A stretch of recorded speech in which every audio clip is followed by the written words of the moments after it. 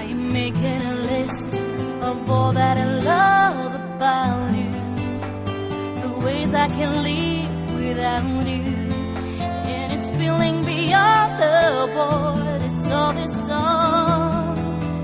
One Lifetime is Not Enough е така много специална песен за мен, не само защото ми е първата самостоятелна песен, ами защото е свързана с много емоции, така с много вълнение около записването, около реализирането на целия проект, около снимането на видеоклипа, около участието и в конкурс Евровизия.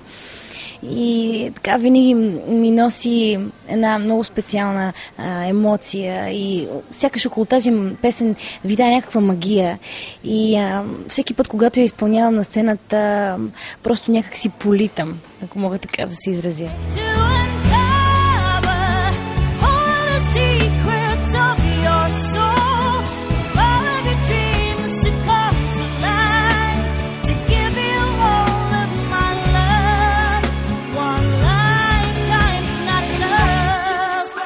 С какво настроение се яви на конкурса Евровизия?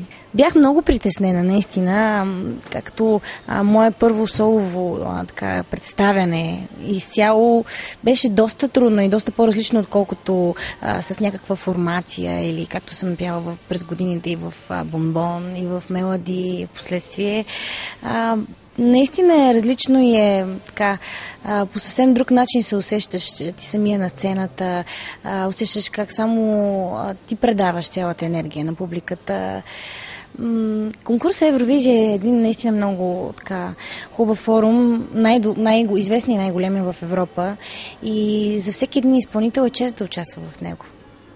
Има доста критики спрямо парчето, че е било копирано или нещо такова. Ти как би им отговорила?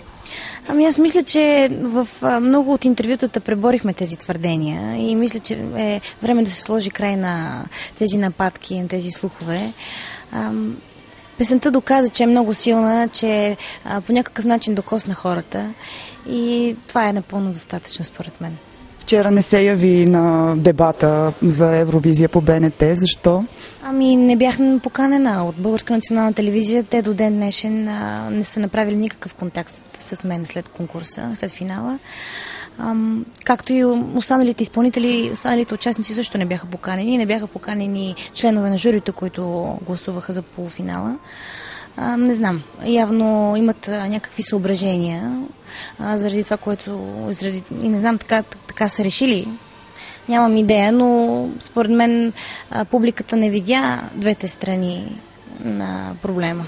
Честно казано ми дойде в повече и така, заради това, че бях обвинавана, че го нападам победителя и за това, че искам аз да съм на негово място. Това са големи глупости. Аз се радвам, че за първи път така музикалната гилдия се обедини около един проблем. Не знам, надявам се да не оставим нещата така, защото този парадокс ще продължава да се получава през годините. Много неща трябва да се променят, но това зависи единствено и само от организаторите на конкурса. Ще записваш ли ново парче? Да, много ми се иска да направя нещо така коренно различно, нещо съвсем контрастно на първата песен, която представих. Някаква по-бърза песен, така, по-жизнерадостна, доста по-различна, нещо такова ми се иска. Имам предложения вече, с което много се радвам, че е така... И утвърдени имена искат да работят с мен. Говорим за хора, които не са българи. За един швед, който работи с Бомбон лятото. Йохан Янберг, който ме хареса, когато се запознахме.